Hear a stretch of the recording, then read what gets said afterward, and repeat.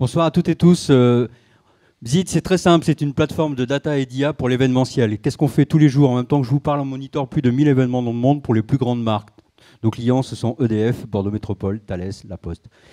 Ce que l'on fait, c'est que l'on permet aux marques de mesurer et d'améliorer le ROI de leur événement. Ça veut dire quoi? C'est-à-dire qu'un événement, c'est coûteux. Un événement, ça peut aussi rapporter énormément quand il est bien réussi. On voit des événements qui s'effondrent, le salon de l'automobile à Francfort. On voit des événements qui deviennent extrêmement réussis, comme le Wheel of Green à Paris. La difficulté, c'est que la mesure du ROI doit elle aussi se révolutionner. Le citoyen, le visiteur devient citoyen. Il veut des événements qui changent le monde.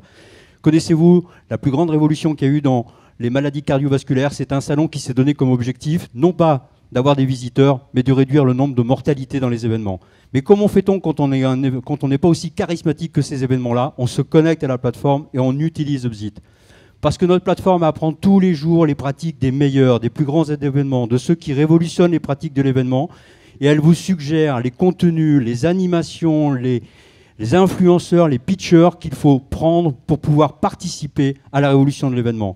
Ça, on le fait tous les jours. Pourquoi on est là ce soir? Pas pour faire ça, c'est pour attaquer l'international. Bzit a la capacité, par son positionnement original et par la qualité de données, son volume de données et la pertinence de ses algorithmes, d'aller attaquer les marchés d'abord en Allemagne et après d'aller à l'international aux États-Unis où on a déjà fait des expérimentations sur le CES de Las Vegas. 250 000 € de chiffre d'affaires cette année, 500 l'année prochaine. On vise le million d'euros en 2022. On espère que l'on fera ça avec des investisseurs bordelais, car c'est sûr qu'on va le faire. Et si on est là ce soir, c'est pour le faire avec les investisseurs de notre terre natale. Je vous remercie à toutes et tous et je vous souhaite une excellente soirée. Bravo!